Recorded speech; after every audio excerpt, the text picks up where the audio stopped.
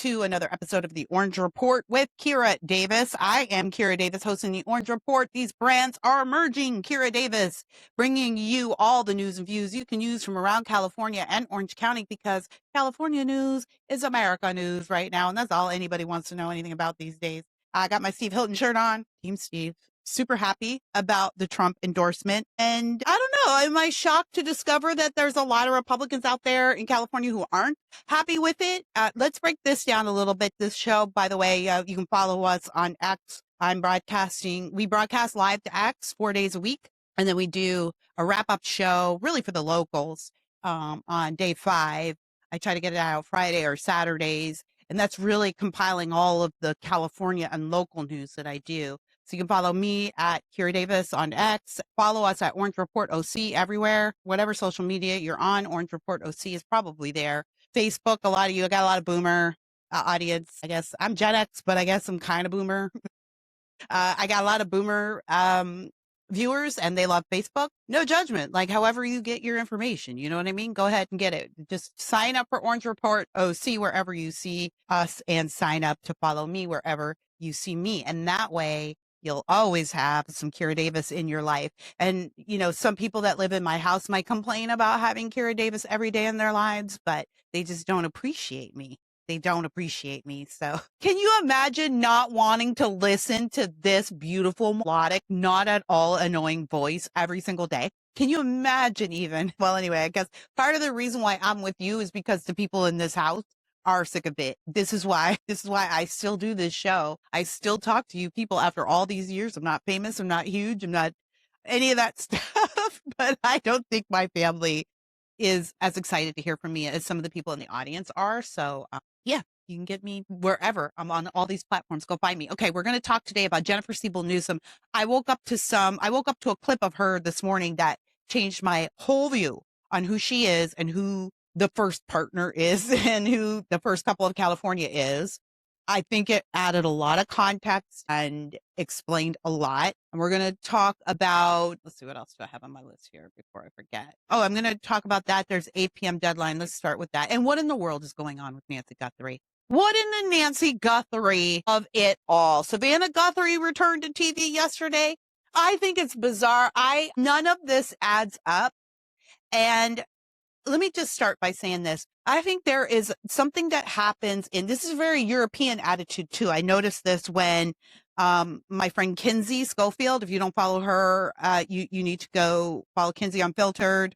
Kinsey Schofield, she is a royal expert, and she's amazing at her job. She's American. She lives here in California, like I do, and but she. You know, I notice I watch her every day. And when she talks about the royal family in England, you know, or in the UK, she talks about, it's very insulated and it's very protective. Like there's the etiquette to talking to the royal family, right? You don't really pry. Personally, I think that's maybe a European attitude. I'm not quite sure. I've always meant to ask her about that, and I'll ask her when I see her next.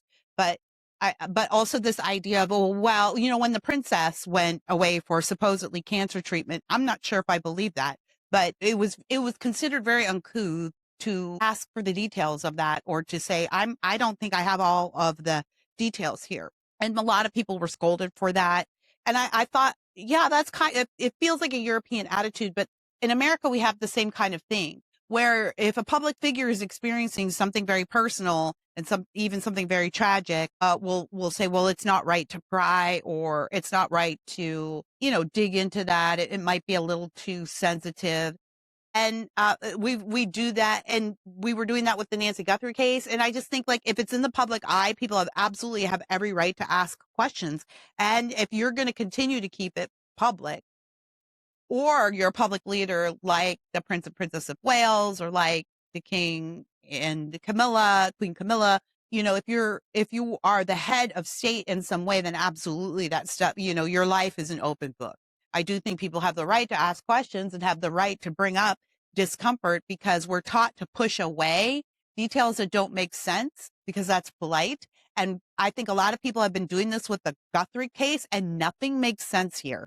Nothing makes sense, including Savannah Guthrie. including her reactions and including her going back to work weeks afterwards. I don't know what's going to happen from here, but what I do know is Savannah Guthrie's more famous than ever. She's going to be more famous than ever as a host of a dying genre, morning TV, which is morning TV going to make a comeback now? I don't know. You should listen to Maureen Callahan. She's over there on Megyn Kelly's network on The Nerve. I love Maureen. She talks about this every day, and she has a lot of interesting things to say about the morning show circuit. I'm obsessed with her obsession with it. But it's such a bizarre scene anyway on the morning show circuit in this new age of streaming and social media. And the whole thing is dying. And suddenly Savannah has, injected a lot of life into it. I don't know. But where is Nancy Guthrie? Why don't we know anything? We had to hear. It was nothing. We were just wall to wall Nancy Guthrie coverage for weeks. And now we just are, Savannah's back at work. And then suddenly there's another ransom note coming to TMZ and nobody knows to take it seriously. What's our obligation here? At some point, we have to move on from the news cycle too. Because we're not getting any answers. They want us to keep, we're not getting any answers. Everything is vague. Savannah is clearly not giving people, and not that she's obligated to give every detail, but then don't be upset with us because we're all suspicious because we don't have all the details. This whole thing is weird to me. And I don't have a single good theory. I know that some folks have connected her, Savannah's husband, to Epstein. There was this weird connection to Pam Bondi that doesn't make sense, right? Like, that was never exploited at all. We were never told that Pam has this deep connection to Savannah Guthrie. They're best friends. Weird. All of it's weird. And if you think it's weird, I don't think you're weird. I think you're normal. I think we should be asking, like, what in the Nancy Guthrie of it all? What is going on? Where is this woman? Why was the whole country forced to be obsessed with it for 2 or 3 weeks? And why is Savannah back at work? If this thing is not, this is not a year. We're not going on a year of this. Her mother is missing. I think it's bizarre. I think her behavior is bizarre. I'll say it. I do. And not necessarily because she's guilty of anything, but because I don't appreciate a public personality riding a tragedy to increase fame and income on the backs of our curiosity and then insulting us for being curious. And I feel like there's a lot of people insulting us for being curious about it. We're driving the story and the clicks and everything, but then we're not supposed to ask questions. We're not supposed to be suspicious. I'm suspicious. I'm asking, what in the Nancy Guthrie of it all? If you have, I would love to hear your thoughts on this. I would love to hear what your theories are. And listen, I have a tinfoil hat. I actually made one the other day. And I'll put that on. I'm not against any of your conspiracy theories. Like, my mind is open. All right, let's move on to some other stuff that's going on. The 8 p.m. deadline, Trump's 8 p.m. deadline is happening. I actually wrote about this at Substack just this morning, right before I came on. I'll share this screen with you. The language of PM, I'm calling it. Trump has given Iran a deadline, a red line, if you want to call it, 8 p.m. tonight. If Iran hasn't come to the table to surrender formally, he says all hell will break loose. This morning he was talking about what that might look like, and he said he really doesn't want to do. I don't think Trump wants to do this. He does not want to do this. He says he really doesn't want to do this because if he knocks out the last of Iran's infrastructure, the whole country is going to take 100 years to come back. And he knows what a beautiful and amazing country it is, and how many beautiful and amazing people are there.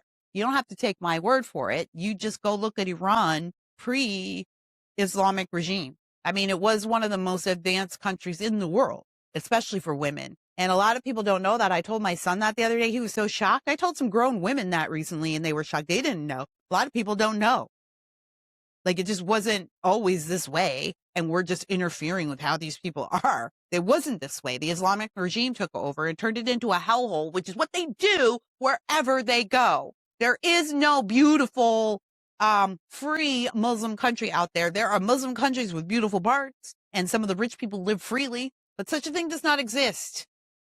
And when Muslims come, where they come, they spread, right? You guys heard my story of being in the Dallas airport. As a matter of fact, I'm going to be on The Blaze with Sarah Gonzalez later on today to talk about that experience. I was on Jenna Ellis, her radio show the other morning, talking about that. The Federalist picked up my story. A lot of independent podcasters and broadcasters have picked it up.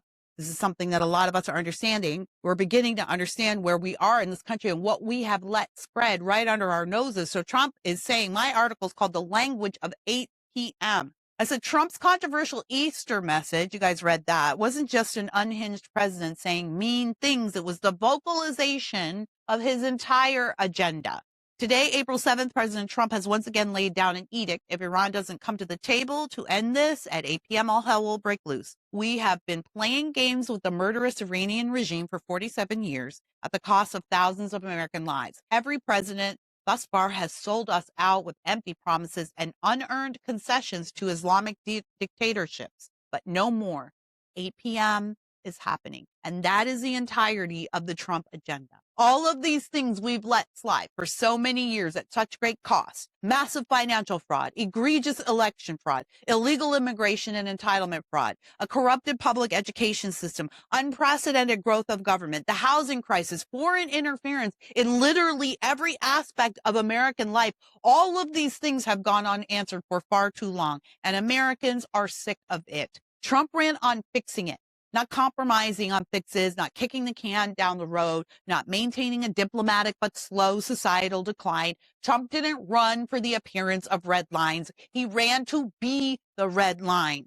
This is what he is doing everywhere, all at once. Deportations, a fraud czar, a closed border, prosecuting states who violate Title IX, forcing mayors to clean up their cities by sending in the National Guard. These are the red lines. Of course, it feels uncomfortable to a society of people who have been trained to believe America is the problem in the world. Men who stand resolute and speak as much will always sound mean. They will always be perceived as rude. But the language of 8 p.m. is not rude. It is decisive. We have elected action, and action feels uncomfortable for a populace that has been atrophied by political inaction. The language of 8 p.m. feels mean, but you cannot get to the peace of the morning hours if you don't protect your homeland from the darkness of night. We voted for 8 p.m., and so 8 p.m. is happening. I wrote that today over at my website, justkiradavis.com. That'll take you over to Substack, and that's where we are. And I want to show you real quickly also before I move on. I want to talk about us and them. I want to talk about us and them. Globalization is evil, and globalization has been thrust upon us because our enemies understand that God is tribal. God is tribal, and that's how he set up the world into different tribes. The miracle of Christ is that I was having this conversation. I hope I don't lose my train of thought now. Famous Davis sidebar here. I was having a conversation with my dentist. She's Indian. I love her so much. She's the best. And we talk a lot about cultural differences. She's Hindu. She's from India. She's an immigrant. And we talk a lot about cultural differences. And she asked me once if they're Hindu and her husband told her, I want our daughter to marry a Christian man because I think that's like the best chance she's going to get at a traditional safe marriage. And she said, do Christians marry outside their race? Meaning we're black, like my family's black. Will they marry people who aren't black? Like Indians would prefer to marry other Indians. It's sort of an unspoken rule. Some break it, and then there's a whole genre of social media dedicated to those people that do that.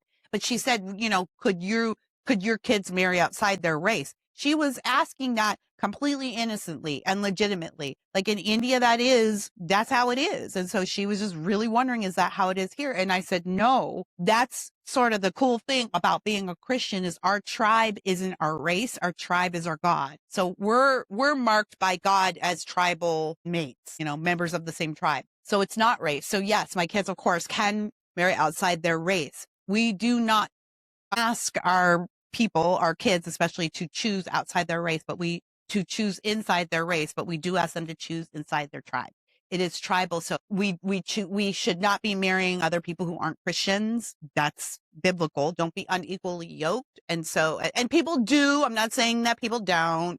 People do it. I have plenty of friends who are in mixed marriages. I got a lot of Jewish friends who are in mixed marriages with Christians. But I'm just going to be honest with you about, what the word says and what the challenges of that are. But that's not to judge anybody, but that's just to say that's our tribe.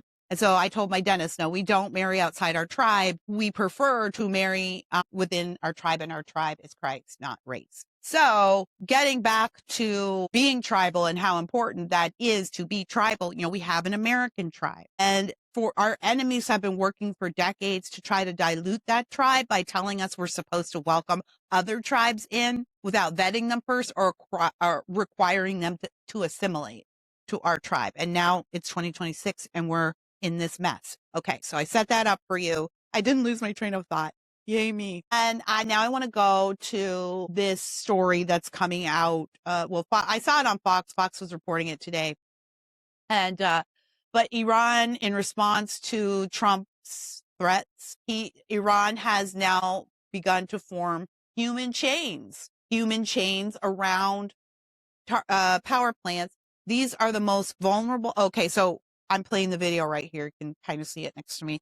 If you can see it, you will notice these are women. These are children. There are men there too, but of course they're lined up separately because men and women cannot be together. I don't understand the left and their strangeness with the protection of Islam, but I guess I do because evil, they're the same tribe. But yeah, so there's men there, but it's women and children, and they are being asked to form human chains around whatever power plants are left standing. Trump wants to leave the power standing. He doesn't want to take out the power plant. And they're betting that he really is so committed to that he is going to eventually beg off. I was trying to get to my chat here. Sorry, because I have a chat in Riverside. And here's Michelle. She says, yes, our identity is God's kingdom and what he says about us. Yeah, absolutely. Michelle's on Facebook. Hi, Michelle. Yeah, absolutely. Our identity. Yes. Thank you for saying that. Our identity is in God and what he says about us. Absolutely. Do you know? Thank you, Michelle. And I hope I still remember my train of thought because I want to get off on a tangent on what you just said, because for so long, probably until the last couple of years, I have believed what other people say about me. I believed what the voices in my head say about me, what I say about myself. And those are lies. And I just want you to know, if you're out there struggling with your identity, if you're out there struggling, who am I? Who loves me? And how does that speak to who I can be for other people? Who am I really? Well, I just want you to know you are who God says you are. And if you don't know who that is, well, we have the word and it hasn't changed. So go check out what God has to say about you. So us and them. So that human chain with the men, but the women and the children. All right. I want you to look at that.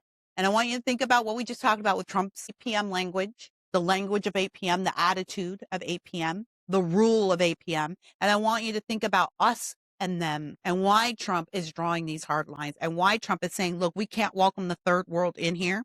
We can't welcome the Islamic Caliphate to our shores, and we can't deal with allies anymore who are going to sell us out or who aren't going to protect our flank. Well, they expect us to protect their whole country. That's the reason he is saying this is because he knows there's us and there's them, and we're not the same. None of these people belong here. None of these people belong here. If you are from an Islamic nation and you feel that it is perfectly acceptable to put women and children in front of bombs on purpose, in front of bullets, in front of death on purpose, you are not like us and you do not belong here. And guess what? There's a whole bunch of those people here. There's a whole bunch of them. A lot of them in Texas. We've been having this conversation all week. What are you doing out there, Governor Abbott? What are you doing? Like, this should be priority number one. This is a big deal. And so what Trump is doing is creating a fence between us and them. How about that? A fence between us and them. All right. You are appalled, and I know you are, even if you're on the left. I don't really have any. I used to have a lot of left-wing listeners. Trump broke everybody. I don't anymore. Whoever you are, you're appalled. I don't care what side of the fence you are. You're appalled by the sight of women and children being put intentionally in harm's way. And now you might be blaming different people, right? I blame the evil people who would do that. Some of you out there would blame Trump because you're sick and you're weird. But either way, we all have the same sense that that's wrong and it could cause people to get hurt. But what we don't understand, or many Americans don't understand, is that is the difference between the East and the West. That is the difference between Jesus and uncivilized society. The reason why our eyes look at that and count it as evil as horrific, as pathetic, and counterintuitive, just goes against everything in our nature, is because when Christ came, he tipped society on its head. See, that Islamic regime, that Islamic society, that's a pre-Christ society. If you want to know what pre-Christ globe, what pre-Christ earth looks like, go look at Iran. Go look at Afghanistan. Go look at any poor third world Muslim country, which is almost all of them. That's a pre-Christ society. What's happening to the women? They're covered up. They can't be educated. They are sexually mutilated at young ages. They are given away as brides at young ages.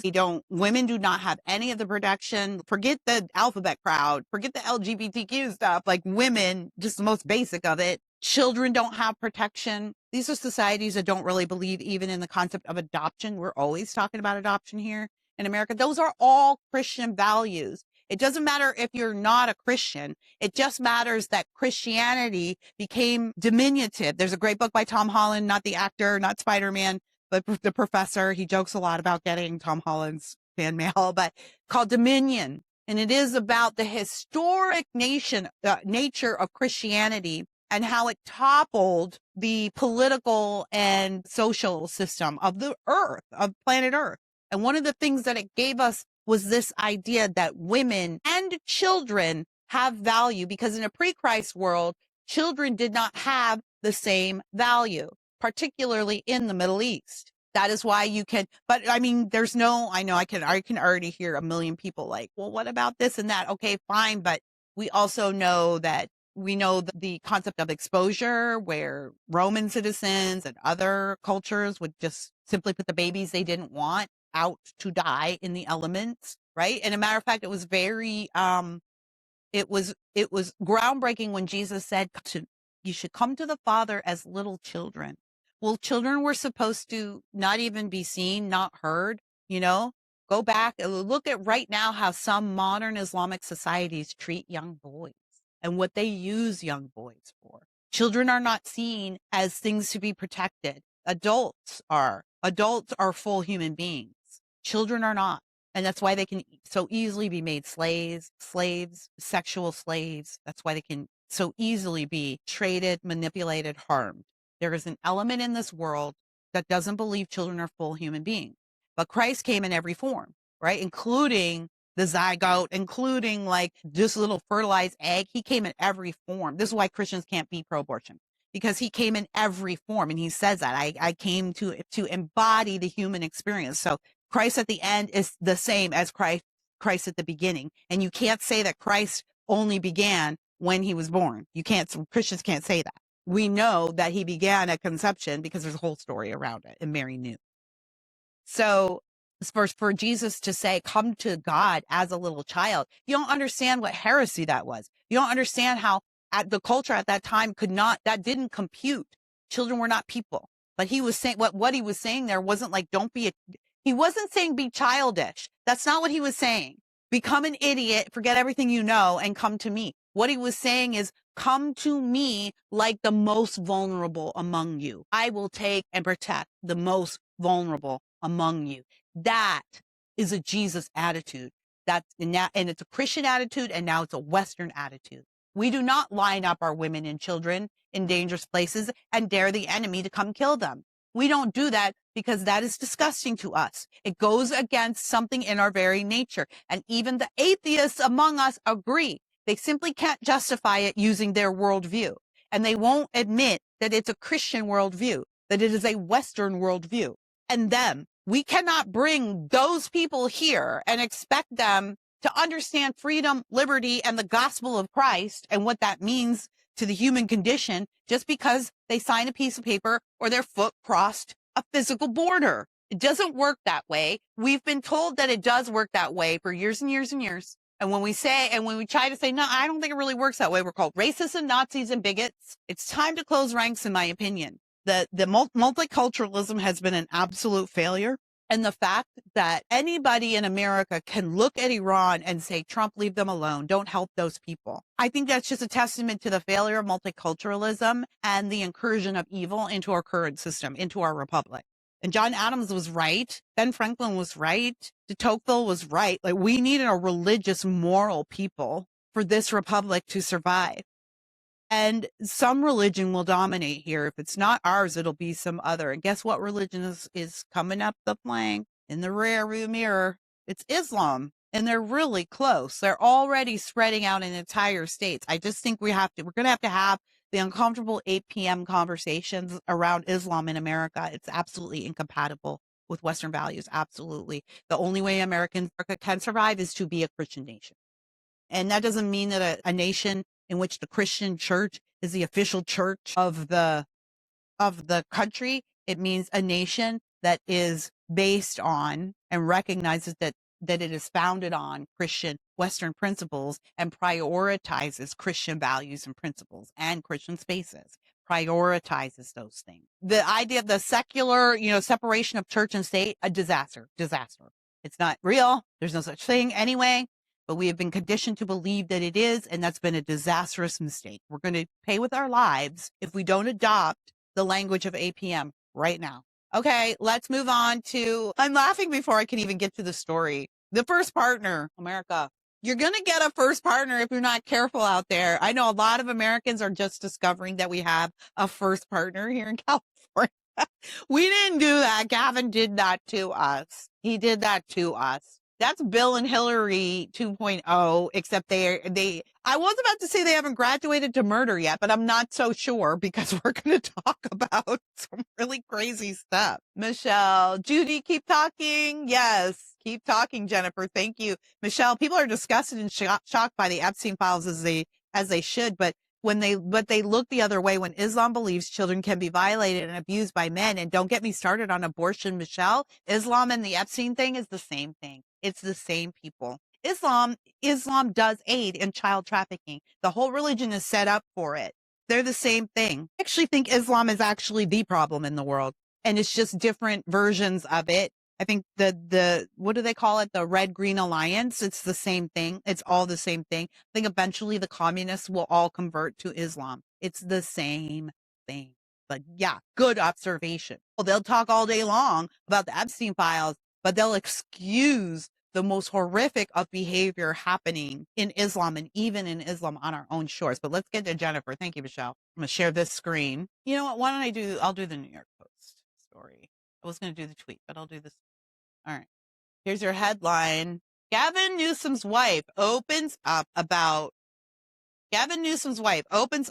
survivor's guilt after accident killed older sister. Okay, when I read that, I was like, what? Excuse me? I knew that Gavin's mom committed assisted suicide and he helped her do that. I don't think he was present during it, but I think he helped her make the arrangements and he advocated for the law that she availed herself of to kill herself. So technically Gavin killed his mom, and now we hear his wife technically killed her sister. Let's read. California's first partner. I feel that California Post, I feel that every person should use scare quotes around that term because there is no such term. It sounds gay. It sounds like you have a same-sex partner. It sounds gay. California's first partner has revealed that her golf cart accidentally ran over her older sister more than 4 decades ago, leaving her feeling pressure to be perfect and make the loss up to her parents. This explains so much. I have so many feelings about this. Let's read on. Jennifer Siebel, as she was then known, was a 6-year-old playing with her 8-year-old sister Stacy and other children on the carts during a family vacation to Hawaii in 1981. Suddenly, the cart Jennifer was on went into reverse, killing Stacy. Jennifer had not seen her older sister hiding out behind the vehicle. I felt the pressure to be perfect, to make my parents forget by being 2 daughters instead of 1, she told the LA Times. I'm sure there was survivor's guilt, and I'm sure my subconscious, it's like I have to make up for that loss, and I have to do something to improve other people's lives or have an impact double my own, which is a little crazy. She said it. I didn't say it. She said it, which is a little crazy. She's crazy. She said it. I didn't say it. It's like it's always in the eyes. It's always in the eyes. When you look at a woman and you're like, you have crazy eyes, it's always in the eyes. Believe the crazy eyes. It's never wrong. I have never one single time in my life been wrong about a woman with crazy eyes. It's always in the eyes. And she's saying that I have been developing this crazy since I was 6 years old. She said, I don't use the word crazy. You just used it, girl. But it's aspirational. What's aspirational? The drive for perfection, she's already talking in circles because she knows what she just said was very revelatory to the kind of person that she is, and not in a good way. I realize that I can't blame a 6 or 7-year-old. You can't ask them to understand things. Siebel Newsom is the oldest of 4 surviving daughters and came of age in a conservative family whose patriarch, Ken Siebel, is a Republican donor. Her family are Republican. They live in Montana. The actress and filmmaker, she married Democrat Gavin Newsom in 2008. The couple have 4 kids of their own. Stacey's death isn't the only hardship Siebel Newsom endured. Last year, she was one of 4 women who testified against disgrace. Listen to this. Listen to how they describe this. This is why I give her no sympathy on the Weinstein thing. And she's trying to piggyback on actual horrible things. Listen to how she described it. Last year, she was one of the 4 women who testified against disgraced producer Harvey Weinstein during his sexual assault trial, becoming visibly repulsed when asked by one of Weinstein's lawyers to how she faked an orgasm during a 2005 encounter with the former Miramax head at the Peninsula Hotel in Beverly Hills. This is her words. She said, I thought if I went and spoke my truth, I didn't realize how much sexism and misogyny still existed in our culture. I was shocked by that. I was shocked. I really was. I mean, shame on me. It was a horrific experience, and I wouldn't wish it on anyone. But what she didn't say, and she has never said, is that Harvey Weinstein raped her, forced her to have sex with him against her will. She has only ever confirmed the details. That's why they asked her about an orgasm, because that was a consensual. Now, do I believe she was repulsed and it was gross? Yeah, totally. I totally believe that. Totally believe that. Was it non-consensual? No, I don't believe that. I don't know what she got for it, though. You know what I mean? She did not, like, I'll say this for Harvey. He definitely forced some women against their will, and he's serving his time for it, and I hope he rots there. But there was also a good portion of women who voluntarily slept with him, and it was transactional. And there's every evidence to suggest that he kept up his end of the bargain almost every time. There's evidence that the women who he took by force, those women went away. They didn't, or the women who turned him down. You ever wonder what happened to Ashley Judd? She wouldn't play the game. She wouldn't do it. And now she's still kind of blacklisted. And we don't like her on the right because she got crazy eyes, right? But she has good reason. I actually feel for that woman. She has good reason. And I hope the Lord heals her.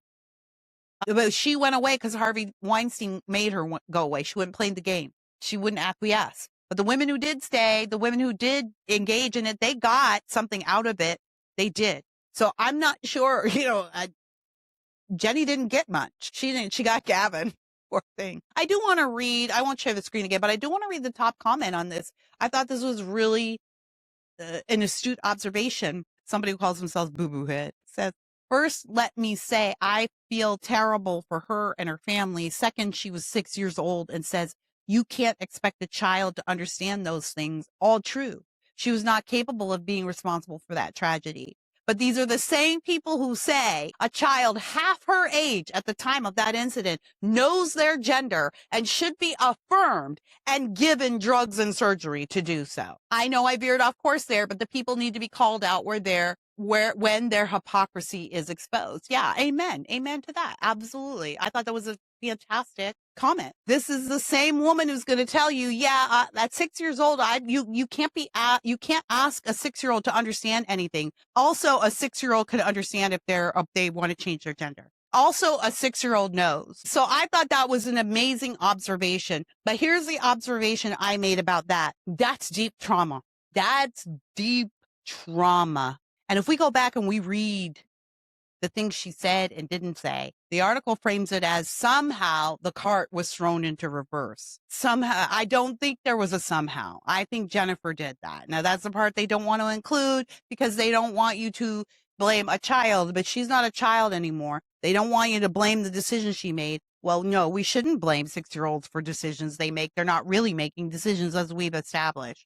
But regardless, it says something about who she is, that she went through this trauma and then basically her personality split and she spent the rest of her life trying to be 2 different people so that her parents would get over it or that she could heal her parents. Which of course I feel for her, like you can't heal that in a parent and that's not your responsibility. And God only knows what that caused in her parents and how they treated her after that, voluntarily or involuntarily. I'm married to a man who lost 2 siblings very tragically and violently at the same time. And being the only son that's left, like, of course, it affects the whole family. It affects how your family treats you. It affects what you think you're supposed to do for that family. And none of it's malicious, like almost none of it's malicious. Maybe there are some families out there who treat each other maliciously, but everyone's trying to survive the best they know how and move forward with love. And it doesn't always come out to be the best. You know, my husband was blessed because he has 2 loving parents who are committed to Christ. And, you know, and that's been very helpful. And they've had to come through it all as a family, and they still deal with stuff. So I feel for Jennifer Siebel Newsom. I'm going to tear up thinking about it, having to navigate all these adult emotions, blame all of that as a 6-year-old. But she's not 6 anymore. She's 48. And now she's running with her husband to become one half of the most powerful couple in the world. And so, yeah, I think it does matter that she had that trauma, that trauma split her personality, admittedly, into 2, probably made her a little crazy. And that death has followed her into her entire life. And now she's a person out there telling you that the culture of death is just fine. She supports the culture of death through abortion. She supports the Islamic cult. She supports the culture of death in Hollywood. She supports the culture of death in the LGBTQ agenda. She supports the culture of death for people that she doesn't agree with. I didn't pull this. Maybe I'll do it tomorrow. But, you know, the other day she did an interview where she said, yeah, I can take my kids to the red states so they can look at the poor hicks and racists like a zoo so they can know what real racism is. Like, that's culture of death talk. That's culture of death talk. And her husband's the same way. And so when you think about when you support a culture of death, that's in your spirit. That's who you are. So everything that you support, all of your policy positions, your opinions, it's all steeped in death. So if you wonder why the Newsoms sound so friggin' crazy, it's because they're steeped in a culture of death. They're in a doom loop. And that's what they want to bring to America, the culture of death. That's why everything Gavin says sounds so empty. That's why everything Jennifer says sounds so crazy.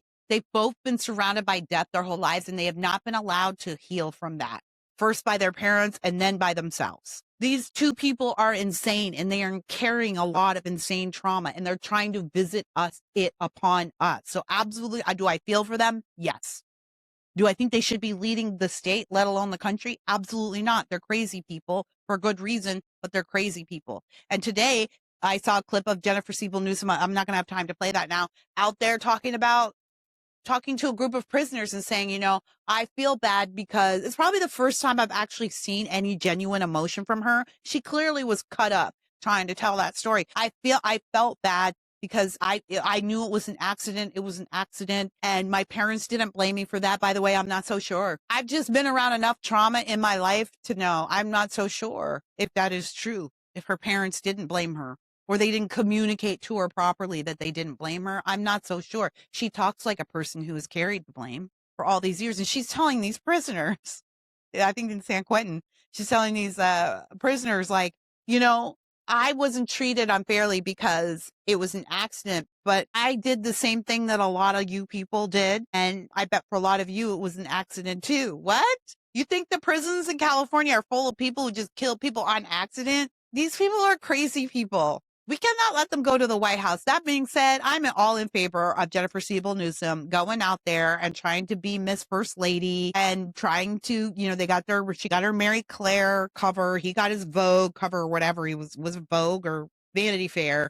They'll probably be on Vogue soon enough. They're both decent looking people, but that is why they're out there. She's running to be the first lady. That's what she wants. That's what she thinks is going to heal that empty space inside of her. That's what Gavin thinks is going to make him acceptable to all the people who rejected him his whole life. The White House, for them, is not a bid to save America. It is a bid to feel good about themselves. And the best thing to happen to whoever the Republican contender is in 28 is Jennifer Siebel Newsom. And she should absolutely keep talking. Let her cook. Let her cook. Every time she opens her mouth. And you know what? We say this a lot just in regular life. Like, a wife says a lot about who you are. Has your opinion of a man ever changed when you met his wife? I know for me it has, probably pretty much every time. Like, if you meet a mean man and you meet his wife and she's mean, maybe your opinion of that mean man changes. Maybe you're like, wow, he's mean because he has this thing at home. Or she's nice. maybe the opinion of the mean man changes. You think he's meaner, like a jerk, or maybe you think like, oh, then you start to look for his softer qualities because you realize there's a woman at home with softer qualities who loves him. Or you've seen a man who is just like lame, just really boring, lame, not very interesting at all. You meet his wife, she's the most interesting person in the world. You start thinking about what his other qualities might be that makes a woman like that want to love him. It changes your view of him. A man's wife is very important. This is why Americans don't like to elect single presidents.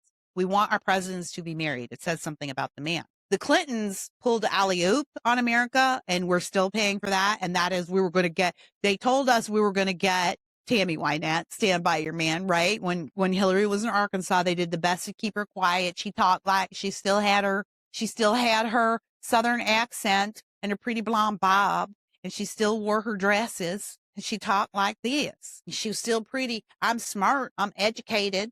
But, pretty middle of the road, nothing offensive. And then the second he got inaugurated, Bill was like, oh, by the way, you're getting 2 presidents for one. Here, I'm giving Hillary the health care plan to do. And we didn't want that. We don't elect the wife. We elect the man. And we hope the wife is the proper support he needs to keep him stable and sane while he is doing the most difficult job on earth. Does Jennifer Siebel Newsom seem like a woman who is going to keep her man stable and sane while he's doing the most difficult job on earth? Gavin can't even do the job here in California that he needs to do before he goes to the next job. He definitely is not going to be able to run the world.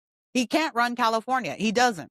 He's just here. I mean, and not always. Let her cook. Let Gavin talk. Let Jennifer talk. You know what? Me and my son, we do a dubbed Gavin Newsom series where you can find that here, wherever you're watching this from, you can find that dubbed Gavin Newsom, but follow us on X or Instagram. It's a great place. Orange Report OC.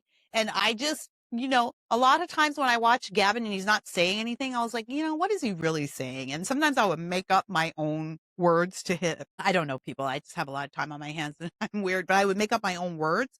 So one day I'm like, what if I just record what I'm saying while he's talking? Because I swear, I don't know what he's saying half the time. So dubbed Gavin Newsom, we're going to keep making those, but I'm going to sit down and do a dubbed Jennifer Newsom soon enough. What a crazy person. What a crazy time. All right. Before we go, well, let me make sure I don't have anything else to share with you. Okay. Here's some local business for Orange County viewers. My club, I joined a GOP club last year. I joined a ladies club. I've always seen the ladies club around. So I speak at the ladies club, the ladies who lunch. And one club asked me to join, and President Judy Joseph, I think she's watching right now. And I didn't know, though, when you join a club, because I was trying to get more involved in local politics. And I thought, well, I should join one of these clubs. There seems to be, a lot of information shared here. And I don't know people in local politics very well. Maybe if I get to know some of these women, they will help me get around and help me learn how things work. So I joined. But I didn't know when you join a Republican club, immediately people will start giving you things to do because the work is a lot, but the hands are few.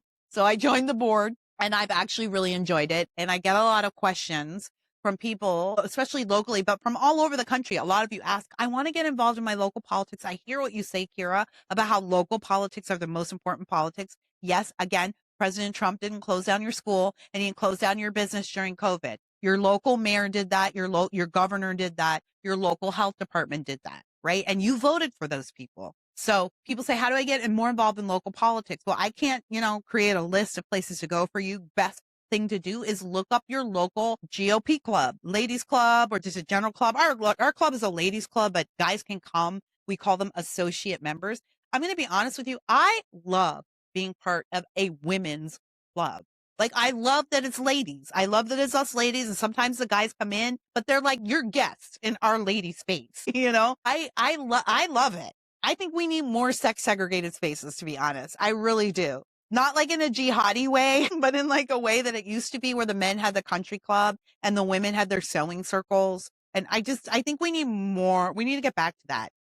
Forget integrating the Boy Scouts, ridiculous. What a fail. What a fail. Anyways, all this to say, my club is the Southern California Area Republican Women's Club. We meet in Laguna Niguel once a month and on Wednesdays. And we're having our monthly dinner meeting. We usually do lunch, but we're doing a dinner meeting next week. If you look on my stories or my reels on Instagram, You will see all of the details there, or follow Scar WOC over on Instagram. You can get all the details. April 15th, we're meeting in Laguna Niguel. I'll be there. I'm always there. So if you want to come see me and meet me, come buy a ticket and come over there, and you get a good dinner. You get to be with good women. And we have an amazing speaker, Dr. Stephen Bean, who has been on this show. He's going to speak. If you need to go back and watch that episode. It's actually one of the compilation episodes that we do at the end of the week. And he tells his amazing story about being a child in Vietnam, disabled, abandoned on the streets because he was disabled, and being swept up into an orphanage and eventually being loaded onto a plane of American troops evacuating. And there were 2 planes leaving at the time he was leaving, filled with orphans, Vietnamese orphans that were being rescued. And somehow he got separated from his crutches, which he needed, and his documentation, which he needed, obviously. But it was such a rush. I think we've all seen images. It was so chaotic. He says he was whisked onto one flight, and his crutches and his documentation were on another. The second flight that had his crutches and his documentation crashed. But his flight I'm going to cry thinking about the story. His flight made it to the United States, where he was adopted by a beautiful couple who went on to who went over to house and be a family to over 150 foster children over the years. He was one of 12. I think that they adopted 12 or 22, an amazing amount. And he went on he's wheelchair bound, told he would never have children, disabled man. He went on to get his PhD. He became an expert in education, found a beautiful wife who gave birth to 4 beautiful daughters. And he has gone on to become one of the most powerful and influential educators in California. But here in Orange County, he is the superintendent of schools, and just an inspiring story top to bottom. My life was changed the first time I heard his story, and I didn't even hear all the details until I interviewed him about his book. And then I was even more blown away. And I'm only telling you a little nugget. I'm only telling you a little bit. I think his book is Destined to Lead. You can go find that wherever books are sold. Destined to Lead.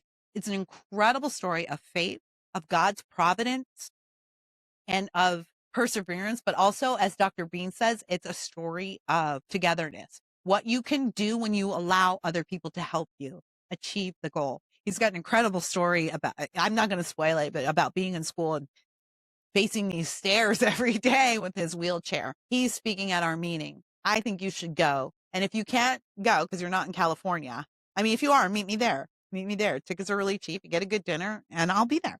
But if you can't, get his book. Incredible story. Scar W, we're meeting next Wednesday. Meeting starts at 5:30.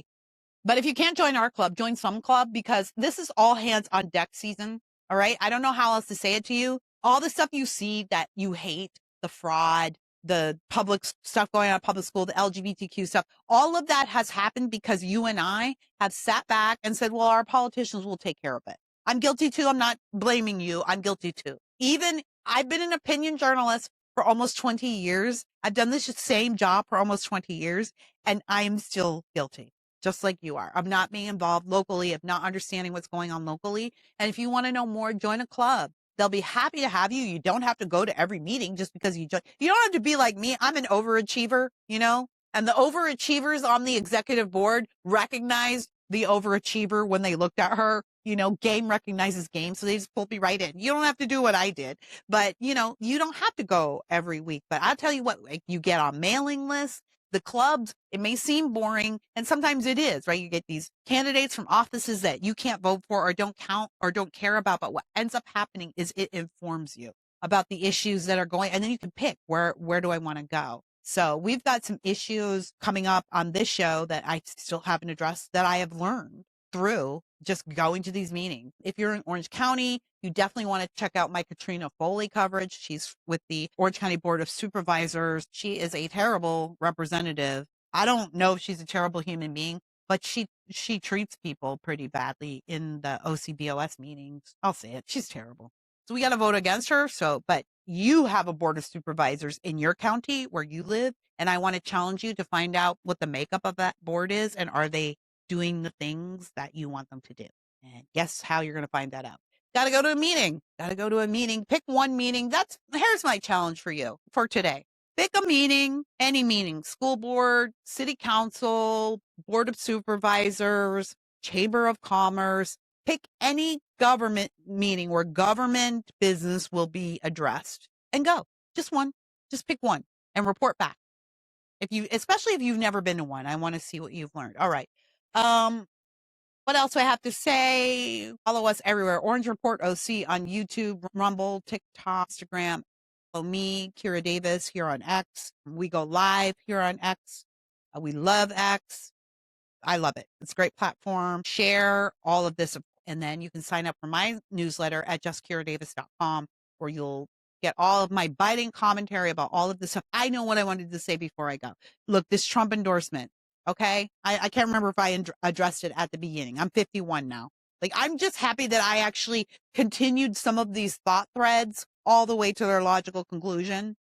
When normally I would not be thinking about that. But I do want to say this because since the announcement of Trump's endorsement of Steve Hilton, excited about, I know there's a lot of Republicans who are out there who are saying this is a bad idea. Trump is going to be a killer when it comes to the generals. And a lot of Chad's people are upset too. Chad's people are only upset because Trump didn't endorse him. And I'm not being mean about that. I'm just like giving you I'm not saying Chad's people are only upset. What I mean is that's their reasoning. They're upset. They're not upset about it because they think a Trump endorsement is a killer, although some of them might pivot to that now. They're upset about it because they think that they wanted Trump to endorse Chad. And I mean, it wasn't like Chad wasn't looking for that endorsement. So the other Republican candidate was as well. And I wasn't sure if Trump was going to endorse at all because I felt maybe Trump also knows, like, my endorsement might not help in a state like California.